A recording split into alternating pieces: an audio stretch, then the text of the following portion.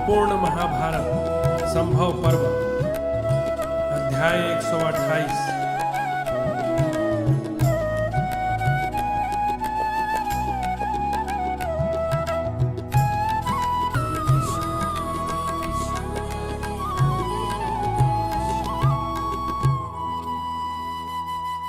भीमसेन के न आने से कुंती आदि की चिंता, नागलोक से भीमसेन का आगमन तथा उनके प्रति दुर्योधन की कुचेष्टा। वैशंपायन जी कहते हैं, जन्मेजय, तदनंतर समस्त कौरव और पांडव क्रीड़ा और विहार समाप्त करके भीमसेन के बिना ही हस्तिनापुर की ओर प्रस्थित हुए। रथ, हाथी, घोड़े तथा अन्य अनेक प्रकार की सवारियों द्वारा वहां से चलकर वे आपस में यह कह रहे थे कि भीमसेन तो हम लोगों से आगे ही चले गए हैं। पापी दुर्योधन ने भीमसेन को वहां न देखकर अत्यंत प्रसन्न हो भाइयों के साथ नगर में प्रवेश किया। राजा युधिष्ठिर धर्मात्मा थे, उनके पवित्र हृदय में दुर्योधन के पाप पूर्ण विचार का भान तक न हुआ। वे अपने ही अनुमान से दूसरे को भी साधु भी समझते और देखते थे। भाई पर स्नेह रखने वाले कुंती नंदन युधिष्ठिर उस समय माता के पास पहुंचकर उन्हें प्रणाम करके बोले, माँ, भीमसेन यहाँ आया है क्या? माँ, वह कहाँ गया होगा? शुभे, यहाँ भी तो मैं उसे नहीं देख रहा हूँ। वहाँ हम लोगों ने भीमसेन के लिए उद्यान और वन का कोना कोना खोज डाला, फिर भी जब वीरवर भीम को हम न देख सके तब सबने ही समझ लिया कि वह हम लोगों से पहले ही चला गया होगा। महाभागे, हम उसके लिए अत्यंत व्याकुल हृदय से यहाँ आए हैं। यहाँ आकर वह कहीं चला गया अथवा तुमने उसे कहीं भेजा है? यशस्विनी, महाबाहो भीमसेन का पता बताओ। शोभने, वीर भीमसेन के विषय में मेरा हृदय संकित हो गया है। जहाँ मैं भीमसेन को सोया हुआ समझता था, वहीं किसी ने उसे मार तो नहीं डाला?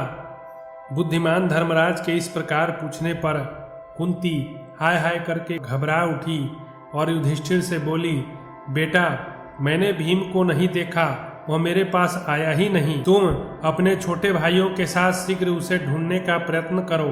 कुंती का हृदय पुत्र की चिंता से व्यथित हो रहा था। उसने ज्येष्ठ पुत्र युधिष्ठिर से उपयुक्त बात कहकर विदुर जी को बुलवाया और इस प्रकार कहा, भगवान, भीमसेन नहीं दिखाई देता, वह कहाँ चला गया? उद्यान से सब लोग अपने भाइयों के साथ चलकर आ गए, किंतु अकेला महाबाहो भीम अब तक मेरे पास लौटकर नहीं आया। वह सदा दुर्योधन की आंखों में खटकता रहता है। दुर्योधन क्रूर, दुर्बुद्धि, क्षुद्र, राज्य का लोभित था, निर्लज्ज है। अतः संभव है वह क्रोध में वीर भीमसेन को धोखा देकर मार ही डाले। इसी चिंता से मेरा चित्त व्याकुल हो उठा है, हृदय दग्ध सा हो रहा है। विदुर जी ने कहा, कल्याणी, ऐसी बात मुंह से न निकालो, शेष पुत्रों की रक्षा करो। यदि दुर्योधन को उलाहना देकर इस विषय में पूछताछ की जाएगी तो वह दुष्टात्मा तुम्हारे शेष पुत्रों पर भी प्रहार कर सकता है।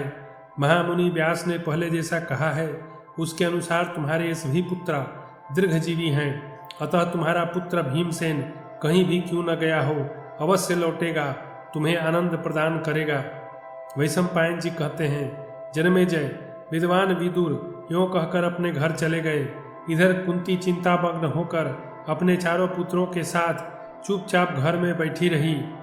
उधर नागलोक में सोए हुए बलवान भीमसेन 8वें दिन जब वह रस पच गया जगे, उस समय उनके बल की कोई सीमा न रही।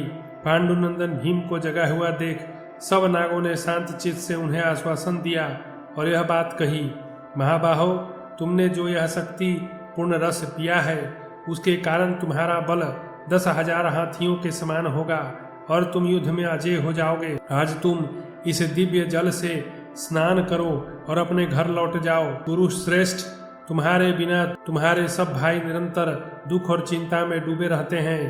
तब महाबाहो भीमसेन स्नान करके शुद्ध हो गए। उन्होंने श्वेत वस्त्र और श्वेत पुष्पों की माला धारण की। तत्पश्चात नागराज के भवन में उनके लिए कौतुक एवं मंगलाचार संपन्न किए गए। फिर उन महाबली भीम ने विषनाशक सुगंधित औषधियों के साथ नागों की दी हुई खीर खाई। इसके बाद नागों ने वीर भीमसेन का आदर सत्कार करके उन्हें शुभ आशीर्वादों से प्रसन्न किया। दिव्य आभूषणों से विभूषित शत्रु दमन भीमसेन नागों की आज्ञा ले प्रसन्न चित्त हो नागलोक से जाने को उद्यत हुए।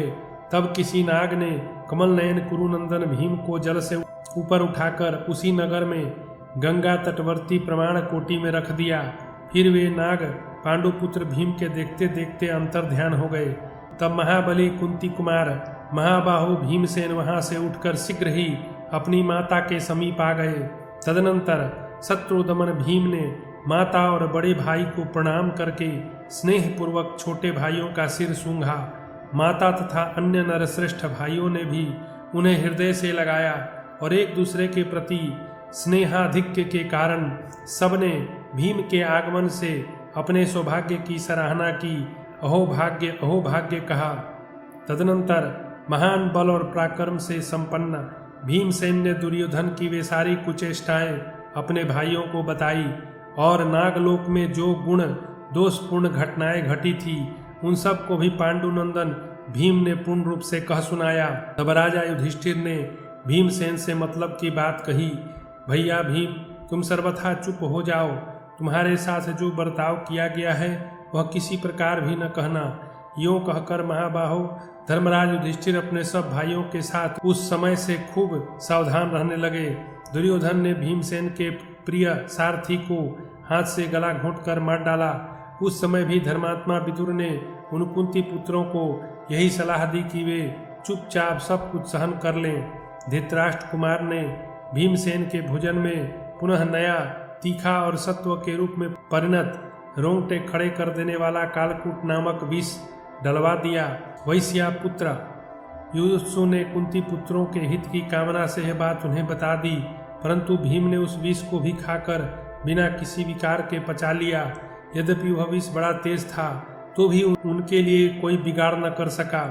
भयंकर शरीर वाले भीमसेन के उदर में वृक नाम की अग्नि थी, अतः वहां जाकर वह विष पच गया।